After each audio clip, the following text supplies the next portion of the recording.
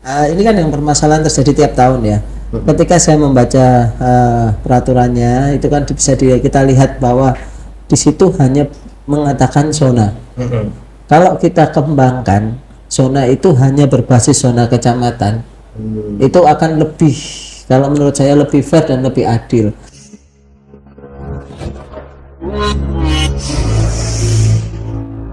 Halo Dulur Judes, kembali lagi dalam acara kesayangan kita bersama Podcast Judes dengan saya Trisna lagi. Kita akan membahas kupas tuntas tentang masalah PPDB yang kita tahu masih banyak permasalahan, dan saya hari ini akan berbincang santai dengan salah satu anggota DPRD Kota Surabaya dari Komisi D, yaitu Pak Jujuk Suparyono atau yang biasa dipanggil Bro Jujuk.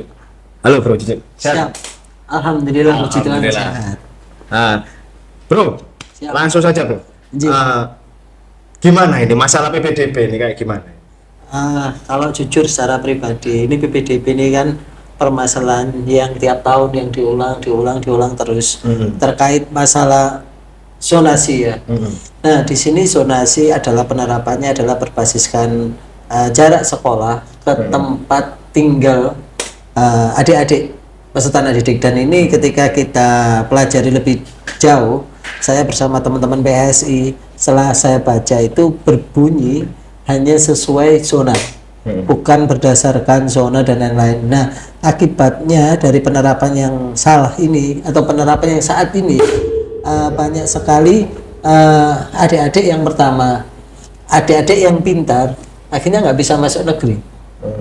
Itu kan tidak merenggut hak anak, di mana anak ketika anak berprestasi secara akademis terus kemudian dia tidak mendapatkan pendidikan yang bagus, ini kan juga merampas hak-hak anak. Terus yang kedua juga, ketika kita lihat beberapa terakhir SMP favorit yang selama ini menghasilkan pemikir-pemikir cerdas itu menurun, Mas Bro. Contohnya yang kita lihat SMP 3, SMP 4, SMP 1 ini kualitasnya lama-kelamaan juga menurun.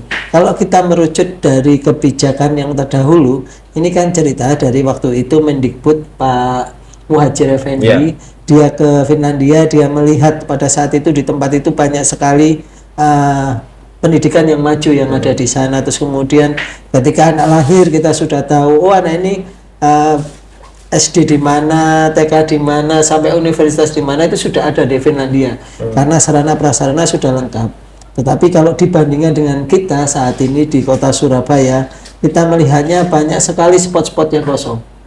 Kalau SMP itu kita bisa bicara SMP lokasi yang tidak bisa terdeteksi sekolah negeri adalah Kelurahan Petemon, Kelurahan Sawaan, itu tidak ada sekolah SMP negeri. Kalau SD pun yang selama ini yang banyak yang berbasis kelurahan itu kan ada namanya Kelurahan Tanjung Sari. Di Kelurahan Tanjung Sari ada hanya satu, dan itu posisinya itu di daerah Darmo. Sedangkan masyarakat di sekitar Jalan Tanjung Sari itu kita nggak bisa dapat nggak bisa dapat apa-apa juga, nggak bisa masuk sana negeri. Nah, kalau konsep yang saya ajukan itu adalah konsep di mana zonasinya berbasis kecamatan. Jadi contoh, ketika anak yang sudah di Petemon, dia kan masuk kecamatan Sawaan, dia bisa mendaftar di sekolah negeri yang ada di kecamatan Sawaan. Atau ketika SMP-nya berbatasan, contohnya SMP 25 itu kan berbatasan antara kecamatan Sukomanunggal dan kecamatan Sawaan. Ya, jadi kecamatan Sawaan sama Sukomanunggal dinolkan. Akhirnya banyak orang adik-adik yang pandai, dia punya kesempatan yang sama. Jadi ketika jarak di nol, akhirnya kan mereka beradu prestasi. Nah, di sini akhirnya yang didapat dari guru-guru pun kualitasnya kualitas yang bagus, bukan yang seperti saat ini. Saat ini adalah yang penting pokoknya cedak sekolah, nggak perlu pinter. Itu kan karena juga Bro, tidak semua kecamatan yang ada di Surabaya ini memiliki sekolah SMP atau SMA ya. Nah, itu gimana Bro? Maksudnya kan juga kasihan gitu ketika kita menerapkan sistem zonasi ini di Kota Surabaya tapi tidak semuanya bisa terwadai. Akhirnya kan semuanya lari ke swasta semua, itu gimana? Betul. Jadi gini, ini kan yang permasalahan terjadi tiap tahun ya. Ketika saya membaca peraturannya itu kan bisa kita lihat bahwa di situ hanya mengatakan zona. Kalau kita kembangkan zona itu hanya berbasis zona kecamatan, itu akan lebih, kalau menurut saya lebih fair dan lebih adil. Sehingga yang pertama mutu sekolahan tetap ada, yang kedua adik-adik yang berprestasi tetap dapat. Terus yang ketiga, kita bicara tentang kota Surabaya. Aset di kota Surabaya itu kan lumayan mahal. Kalau kita punya satu aset di Surabaya itu kan sudah syukur-syukuran. Nah, kalau kemampuan orang tua kita hanya mampu di kecamatan atau di daerah kelurahan yang tidak ada sekolah negeri, ya kita gimana? Masa setelah itu adik-adik anak kita yang pinter nantinya nggak bisa masuk sekolah negeri? Nah, ngomong-ngomong soal anak yang pinter ini, Ya. apakah tidak sebaiknya kuotanya itu dibalik? Misalkan yang berprestasi lebih besar, terus kemudian yang memang dekat dengan lokasi sekolahannya itu kuotanya akan diperkecil, itu gimana, Bro? Kalau itu tidak bisa karena ada peraturan di atasnya yang lebih tinggi. Jadi ketika penerapannya saja yang kita interpretasinya sedikit berbeda dari kota-kota lainnya. Kenapa saya sedikit berbeda? Karena dari situ kita bisa melihat bahwa kalau ketika ini zonanya itu dirubah menjadi per kecamatan. Kalau seandainya sekolahnya itu 46 atau SMP 25 yang saya sebutkan tadi, atau SMP 10 di kecamatan Tegalsari. Nah, itu yang di daerah Wonorejo bisa sekolah di situ karena sama-sama kecamatan Tegalsari. Iya kan? Jadi mereka ada kesempatan daftar di SMP 10. Kalau sistem seperti sekarang mentok ya sekitar sekolah saja. Dan tidak bisa kita filter ya anak-anak yang masuk, dalam artian anak-anak yang niat sekolah berprestasi itu kan lebih mudah banyak dalam merajut daripada nyun sewu anak yang memang perlu tambahan jam belajar. Nah, akhirnya kan kayak gini, Bro. Ketika kita pakai sistem kayak gini, apakah otomatis kan pemerataan pendidikan memang mungkin akan tercapai, tapi kan kebanyakan itu yang pinter itu justru malah semakin menurun ketika diterapkan di situ. Ya. Karena perbandingannya adalah yang pinter itu sedikit, yang biasa saja atau yang kurang itu kan lebih banyak, akhirnya kualitasnya turun. Betul. Itu gimana, Bro? Jadi kalau saya analisa selama beberapa tahun ini ya, contoh ketika anak pintar terus kemudian mau tidak mau dia akhirnya masuk ke sekolah swasta yang mayoritasnya anak tidak pintar. Saya percaya bahwa hampir 70-80% ketika ada satu anak yang pintar dikumpulkan dengan anak yang nyuwun sewu biasa saja, terus kemudian saya yakin dan pasti anak yang biasa saja ini yang mempengaruhi yang pintar, bukan sebaliknya. Jadi sedangkan kalau yang kumpulan orang pintar terus kemudian hanya 1-2 yang biasa dimasukkan di situ, saya pun tidak bisa jamin kalau yang pintar tadi bisa ngangkat yang biasa. Malah jujur secara manusia, kalau menurut analisa saya ya, secara manusia malah yang pintar itu yang lebih sering kepengaruh jadi buruk. Iya kan? Kita lihat aja lah. Dari satu kelas, seandainya satu yang suka bolosan, yang 90% itu 99% nggak suka bolosan. Saya yakin dari 99% itu pasti ada yang kepengaruh 1%, bukan yang 1% itu malah sembuh. Ini kita bicara kenyataan di lapangan ya. Jadi kenapa jujur saat ini saya konsentrasi di bidang pendidikan, karena kami yakin, PSI yakin bahwa pendidikan itu investasi suatu bangsa. Jika kita tidak benar-benar berpikir untuk kedepannya, tidak ngakali, bukan ngakali kalau bahasa saya, menerjemahkan yang sudah ada ini dan tetap berjalan sesuai apa adanya, kita akan kesusahan. Seandainya kalau sudah yang saya bilang tadi, setelah semua dinolkan jaraknya ya satu kecamatan, pertama kita tidak menyalahi karena siswa tetap dekat dengan sekolah. Kalau kita bicara kecamatan kan itu sudah distrik, sikapnya sudah lingkup kecil ya. Kedua, kita juga tidak melanggar dari peraturan yang ada di atasnya. Jadi ini interpretasinya kalau ini dijalankan, saya yakin wali murid pun enak. Contoh sekarang saat ini yang bersistem jarak zonasi, hanya bersistem jarak. Pertanyaan saya satu, selama beberapa dekade terakhir ini, ketika ini diterapkan, contoh di SMP 33, jarak terdekat berapa yang diterima? Ini kan sampai sekarang kita tidak dapat informasi. sedang dibandingkan zamannya kita dulu waktu masih 6. Saya masih ingat di SMP 25 terakhir berapa masuk, tanamnya 40. Ketika orang tua anaknya 39, dia pasti akan berpikir tidak akan daftar di 25. Dan itu dibacakan dan dipublikasikan secara umum. Dan perbedaannya juga kalau ketika kita pakai danem dulu ya, itu kan orang tua akhirnya otomatis mentargetkan anaknya harus jadi pinter gitu. Caranya adalah untuk les dan lain sebagainya. Nah, sekarang dengan sistem zonasi, apakah orang tua ini rata-rata juga akan tetap meleskan, karena kan sudah tenang aja, rumah sudah dekat, pasti saya keterima ke SMA, SMP negeri atau sekolah negeri gitu. Betul, saya setuju. Ini banyak terjadi di Surabaya ya, boleh teman-teman Judes apa ini analisa sendiri ya, diskusi atau kapan-kapan hubungi saya secara pribadi, boleh. Saya terbuka kalau diskusi masalah ini. Karena yang saya lihat selama ini bahan yang masuk ya, memang ini kan alibi dari zonasi adalah ketika seorang koki masak kualitas grade A semua bahan makanannya kan mudah. Tetapi seorang koki yang ahli pun jika diberi makanan yang grade D atau yang dibuang di sampah untuk mengolah jadi sesuatu yang istimewa, itu kan yang hil yang mustahil katanya Tukul ya kan. Nah, jadi kalau saya bilang kalau oke lah bahan itu tidak semuanya harus grade A, tapi minimal kan grade B, grade C. Nah, kalau sistem yang saya bilang tadi ketika sudah berbasis kecamatan, tetapi kecamatan tadi dinolkan, setelah nol semua jaraknya kita bandingkan dengan pernilai. Ketika pernilai kita bisa mendapatkan makanan yang saya bilang tadi, kokinya guru-guru itu kan jadi enak, nggak dapat grade yang jelek-jelek banget. Berarti ada kombinasi antara keduanya gitu. Betul, ada yang pinter dan tidak nemen-nemen gitu loh maksudnya saya. Dan saya jujur Mas Bro, saya sendiri orang yang sangat yakin bahwa nilai akademis itu tidak sepenuhnya mutlak.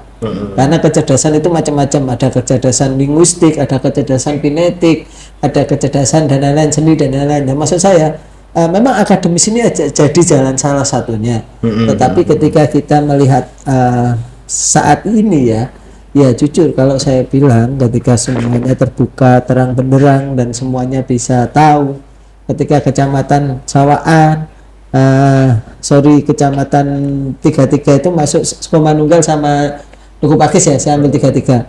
Seandainya 33, jadi Duku Pakis kecamatan Duku Pakis SMP 33 nilai terakhir yang bisa didapat di sini. Jadi itu ada kesamaan hak dan kita juga sama, siswa itu tidak perlu jauh-jauh ke sekolah. Ini kan kita sudah dapat semua. Tapi kalau tetap berbasis hanya jarak, hanya zonasi dari rumah ke sekolah, saya rasa itu tidak ada keadilan bagi siswa-siswa yang berprestasi. Dan saya jamin ketika ini terus dilangsungkan tanpa ada inovasi, tanpa ada memperhatikan anak-anak yang pandai, saya rasa kita nggak tahu ke depannya bagaimana. Yang simpel aja Mas Bro, ketika PPKN sama PMP dihapus, kita sudah melihat hasilnya sekarang. Ya dulu kita masih sekolah kan masih ingat, kita sekolah diajari kalau ada orang hamil, orang tua berdiri kita kasih tempat, kita cium tangan guru. Pertanyaan sekarang, adakah generasi Z saat ini yang menghargai guru? Bahkan mereka lebih senang, lebih tertantang memviralkan gurunya ketika gurunya dikerjain. Ini kan ada sedikit penurunan dari moralnya kita. Itu akibat apa? Kalau menurut saya pribadi, akibat pendidikan moral Pancasila atau PPKN itu dihapuskan. Kita nggak akan tahu ke depannya. Terus yang kedua, kalau zamannya saya namanya PSBB. Sejarah.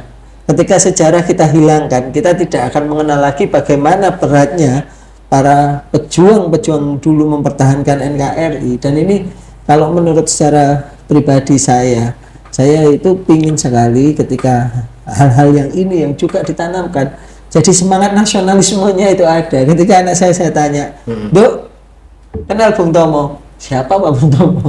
Kan sudah ada pelajaran. Nah ini kan kita bicara tentang pendidikan di kota Surabaya ini, kalau menurut saya ini sudah alarm, sudah lampu kuning, sudah bahannya yang masuk itu jelek, kurang, terus yang pinter dibuangi, Terus nyun sewu juga kalau kita bicara pendidikan itu harus ada juga peran serta sekolah swasta.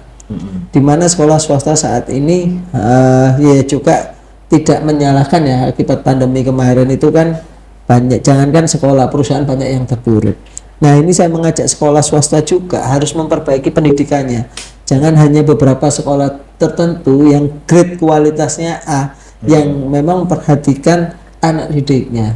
Sekali-sekali buat sekolah-sekolah yang dibantu Popda, itu ya diperhatikan kualitasnya. Jangan sampai ketika anak pinter yang sudah dikasih Pemkot Mitra Warga, yang sudah disponsori sekolah di situ, ternyata sekolahnya pokoknya kon penting bayar SPP kon lulus. Itu kan ya itu juga ini konsen bersama. Jadi kalau kita bicarakan kualitas itu tidak hanya tanggung jawab pemerintah kota, tidak hanya tanggung jawab DPRD, jenengan sebagai wartawan juga harus tanggung jawab, warga kota Surabaya ya harus tanggung jawab. Jadi ini mutlak, tidak bisa kita salah satu sisinya aja, dan kita harus juga berani berinovasi. Sekali lagi saya katakan harus berani berinovasi. Ketika zona itu ditafsirkan menjadi berbasis kecamatan, saya rasa ada hak anak yang perlu diperjuangkan, hak anak yang pandai yang perlu diperjuangkan. Dan ini saya secara pribadi ya harus memperjuangkan, karena tidak akan ketemu lagi orang-orang yang nyuwun sewu, yang dari kalangan bawah, yang rumahnya jauh dari sekolah. Saya juga khawatir ketika anak saya besok nggak bisa masuk negeri, untung bapaknya mampu bisa menyekolahkan swasta yang di Maju. Nah seandainya itu terjadi pada saya dahulu, bapak saya ini tukang sampah, ketika 9 tahun bapak meninggal, ibu jadi rondoni tukang sampah, sekolah jauh dari rumah. Terus padahal saya punya potensi jadi seorang pemimpin, akhirnya disekolahkan di sekolah swasta yang pokoknya bayar lulus. Apa kita nggak ngeri ke depannya? Harusnya ini jadi potensial pemimpin, potensial jadi orang yang pandai, tetapi larinya ke hal-hal yang negatif akhirnya. Dan ada juga kecenderungan Pak Bro, bahwa ketika ini sistemnya kayak gini terus, orang tua terutama itu yang khususnya yang mampu ya, akhirnya mereka memilih saya sekolahkan anak saya di sekolah swasta tapi yang grade A misalnya. Nah itu kan akhirnya juga peran dari dinas pendidikan untuk memberikan fasilitas melalui sekolah negerinya itu kan juga akhirnya kalah saing gitu Pak Bro. Betul. Jadi jujur ya, kalau ini dibiarkan menggelinding terus, ini seperti bola salju. Ya memang awal itu kecil nggak terasa, tapi lama-kelamaan itu menjadi besar. Ketika terasanya pada saat adik-adik yang dulu nggak bisa masuk zonasi, terus kemudian sekarang jadi orang, itu baru akan terasa. Tapi kalau ini kan bola salju terus menggelinding ya, dari kecil menjadi besar-besar. Nah, yang sekali lagi yang saya takutkan ketika tidak ada inovasi akan hal ini, secara pribadi saya sedikit takut akan ke depan. Iya kan, sekolah yang saya katakan grade A itu kan siapa tahu kapan-kapan bisa menurun juga. Iya kan, sekolah yang B bisa naik. Tapi saat ini posisi sekolah swasta, setelah yang saya lihat, bukan berarti saya antipati terhadap sekolah swasta ya. Anak saya aja sekolah di swasta, menjaga mutu kualitas sekolah supaya tetap grade A itu menghabiskan biaya yang luar biasa banyak. Kita lihat aja dari SPP-nya, sekolah yang bagus itu rata-rata 1 juta ke atas. Pertanyaan saya, ketika ada anak pandai, rumahnya nggak sampai nggak masuk di zonasi masuk, apakah mampu orang tuanya membayar 1 juta lebih? Nggak akan mampu. Contohnya ya saya pasangkan di diri saya sendiri pada saat itu, ya pasti akan wong tua ini cuma mampu bisa bayari awakmu 50.000, akhirnya dicari sekolah yang 50 ribuan. Ketika 50 ribuan sampai 100, yang didapat apa? Tidak ada yang didapat. Bisa seadanya. Seadanya, akhirnya ya cuma bawa satu dilempit taruh saku. Nah ini kan jangan sampai, maksud saya Surabaya kan sudah menggeser ke kota layak anak. Surabaya mau istilahnya mendaftar di CFCI, kota layak anak tingkat dunia. Ya, yang hanya beberapa kota tertentu. Nah, maksud saya, ayolah digali lagi, baik itu dinas pendidikan pemerintah kota Surabaya, digali lagi zonasi ini. Kalau memungkinkan, usulan saya didengar, mohon didengar. Karena ketika sekolah ini berbasis kecamatan, ada apa ya istilahnya, ada penyelamatan terhadap beberapa anak yang pandai. Ini kita bicara tentang masa depan anak saya, anaknya jenengan, anaknya semua warga Surabaya yang pandai. Nah, ini berhubung ini kan Indonesia juga mau menuju ke Indonesia Emas di 2045 ini, dan bonus demografi itu kan sangat luar biasa banyaknya. Nah, dengan sistem seperti ini kalau menurut Bro Cucuk, ketika kita bicara penurunannya, ini penurunannya berapa besarnya ini dampaknya nanti kira-kira? Ini kan bola salju ya. Saya rasa pasti akan meningkat terus ketika tidak kita hentikan. Harusnya dipecahkan. Yang sudah kemarin ya mungkin kita kasih program-program atau intervensi yang bisa mengangkat adik-adik ini yang sudah lanjut masuk ada zonasi tadi. Karena kembali lagi kecerdasan itu kan ada 9, tinggal difilter aja yang memang adik-adik yang pintar tentang seni, tentang kinetik, olahraga, tentang linguistik, bahasa, itu kan bisa diolah, itu dibekali yang sudah. Tetapi yang paling saya takutkan adalah yang saat ini. Ya jujur hari ini, kemarin saya secara pribadi memperhatikan ketika penurunan ini terjadi lambat laun, saya tidak bisa bayangkan. Ini kita bicara tentang SD saja masih ada yang kurang, SMP sangat kurang, SMA SMK ngeri. Ya ini kalau secara pribadi ditanya SMA SMK suka mana, dilayani pemerintah kota apa pemerintah provinsi, saya akan jawab lebih baik di pemerintah kota. Gitu. Ya. Tapi kan peraturannya mengatakan bahwa pemerintah SMA sederajat itu kan akan di provinsi. Ambil alih provinsi. Betul. Jadi ini insya Allah kami saya dengan teman-teman PSI ini lagi diskusi, kita membedah. Kalaupun kita akan mengajukan ke MK, kita akan ke MK. Karena bagi saya sering sekali mendapat laporan dari adik-adik SMA.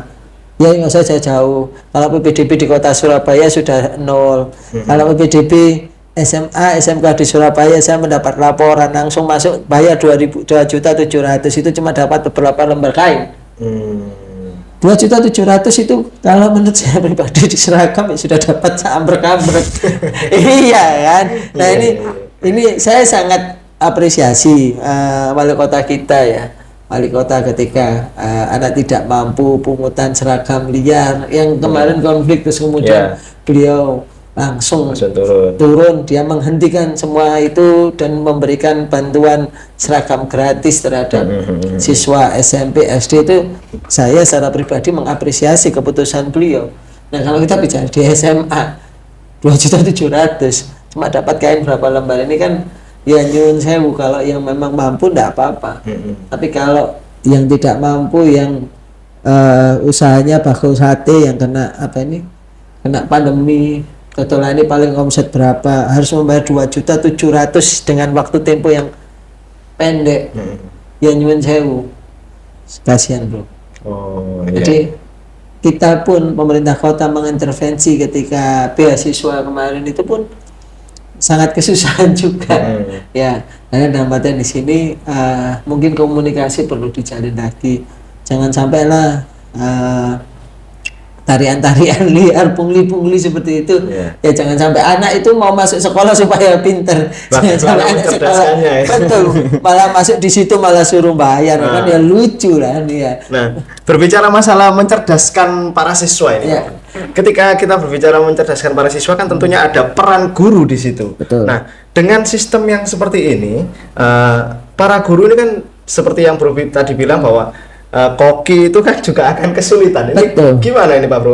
Para guru ini rata-rata sekarang ya mungkin beberapa ya itu cuman mengajar saja, bukan mendidik anak supaya menjadi lebih berprestasi. Itu gimana? Betul. Jadi ini yang beberapa kali dipaparkan pemerintah kota, tidak hanya memberikan memberikan pendidikan, tapi dia dilengkapi juga soft skill yang lain. Cara penampilan, cara komunikasi ini sudah mulai dibina oleh Dinas Pendidikan dan Kebudayaan. Secara garis besar Mas Bro, keluarga saya ini, keluarga besar saya ini Botoro guru. Jadi budi guru, bapak guru, eh, kakek guru, keponakan banyak guru, saudara banyak guru. saudara guru. Jadi ketika kami diskusi, kalau keluarga besar yang lainnya ngumpulkan yang dibicarakan bisnis, dibicarakan apa, kalau di keluarga saya yang dibicarakan adalah kurikulum. Bagaimana mereka, ini tidak hanya di Surabaya ya, saudara saya banyak yang di luar kota juga. Mereka sambatan apa? Ketika murid baru masuk, mereka membentuk ini luar biasa susah. Belum lagi setelah lesson 2 tahun ya, dimana kita belajar hanya lewat Zoom. Ketika offline, kita bisa bayangkan bagaimana cara kerja kerasnya pahlawan tanpa tanda jasa ini. Dia mencoba mendekati muridnya yang masuk itu nyuwun sewu. Ya saya bilang tadi, biasa dan kurang. Itu kan sangat kesusahan mereka mengolah. Satu sisi yang dari jalur prestasi luar biasa pinter. Di satu sisi luar biasa gandul. Ayo, jadi kan kalau sebagai masinis sing situ pewanter sing situ gandul, ritmenya bagaimana? Mau taruh di tengah-tengah. Yang belakang kan nutut, yang depan terus nyelontol aja kemana gitu. Gampang gitu. Tapi kalau kita ikuti yang di depan, gua sing burik gak karu-karuan di spontan pancing. Tapi kalau ikut yang belakang, yang depan enggak bisa apa-apa. Nah, ini kan rate-nya itu di dalam satu rombel harusnya apa ya? Average-nya itu bisa normal di bawah. Akhirnya supaya gurunya juga lebih mudah ya. Betul. Nah, kalau separuh jos itu 25% jos, 75% gandol. Bisa dibayangkan betapa stresnya guru. Guru kalau pengantarnya ini semester terakhir atau cowok terakhir wis tak kayak bahasa Inggris. Ngowo anjing situ sing ndak ngerti tapi sih pinter los. Nah, ini yang kalau kita perhatikan ini titik di mana kita sebagai pemangku jabatan ya, penyelenggara negara. Ini kita harus melihat akan hal itu tuh secara holistik. Jangan lihat separuh-separuh atau kepentingan pribadi. Kita lihatnya bagaimana kalau cara seperti ini, sistem zonasi seperti ini terus diteruskan. Ya nyuwun sewu. Apa ya? Ya bisa dibayangkan nanti ya kasihan guru, kualitasnya murid, ya, kasihan orang tua juga. Kalau teman-teman bisa ya nanti ya komen dan share di bawah bagaimana merasakan apa ya kalau saya bilang merasakan betapa susahnya PPDB berdasarkan zonasi saja. Dan ide saya yang saya utarakan tadi, monggo bisa di komen di bawah setuju atau tidak. Dan itu menjadi acuan kami ya DPRD Kota Surabaya fraksi PSI bagaimana melihat ini. Kalau secara pribadi saya ingin memperjuangkan hal ini. Ketika itu berbasis kecamatan, maka adik-adik yang pintar atau lokasi rumahnya yang jauh dari sekolah, dia akan merasa tenang. Oke, Dulur. Coba tulis di kolom komentar nanti ya. Iya. Bagaimana idealnya sistem zonasi ini? Apakah menurut Bro Cucu ini sudah sangat ideal atau mempunyai ide tersendiri? Mungkin bisa nanti di komen di kolom komentar, oke? Nah, ini menarik sekali nih obrolan dengan Bro Cucu ini. Ini kalau dibahas 3 hari kayaknya belum habis ya. Ini rasanya daging semua ini. Daging semua ini rasanya. Gak ada kepala. Ya, tapi ya kapan-kapan kita akan sambung lagi dulur. Kita ngobrol-ngobrol lagi soal masalah pendidikan dan lain sebagainya dengan Bro Cucu yang memang sangat istimewa. Mungkin Bro Cucu terakhir Bro Cucu untuk closing statement kita hari ini. Gimana Bro Cucu? Siap. Saya rasa ketika zonasi yang saat ini terus digulirkan, saya rasa saya tidak bisa melihat Indonesia emas di kedepannya. Oke. Bukan Indonesia ya, kita ambil skup Surabaya emas. Surabaya emas. Kedepannya, yang saya inginkan adalah ketika zonasi itu sudah mengadopsi atau membawa kepentingan anak yang pandai berprestasi. Dan saya juga tenang, kita tidak menzalimi adik-adik yang berprestasi ini meskipun rumahnya jauh tetap bisa sekolah di negeri. Itu yang saya inginkan dan saya secara pribadi menginginkan juga di masa di mana saya duduk sebagai DPRD Kota Surabaya ada terobosan baru, hak-hak rakyat ini bisa dipenuhi Dan ini kalau kita bicara ini kan bicara tentang hak adik-adik ke depannya yang menjadi generasi kita selanjutnya. Jadi saya berharap dengan sangat ini terus saya gulirkan bagi rapat DPRD, ketemu dengan Disdik, ketemu dengan Pak Wali Kota, bagaimana hal ini bisa terjadi zonasi berdasarkan kecamatan. Ketika semua dienolkan tinggal adu prestasi. Oke, terima kasih. Ya dulur, gitu tadi obrolan kita dengan Bro Cucuk Suparyono. Kita akan sambung lagi di podcast kita selanjutnya. Ojo lali ya kayak biasa nih, subscribe ya. Oke. Terima kasih, Bro. Siap, thank you. Nih, matur suwun.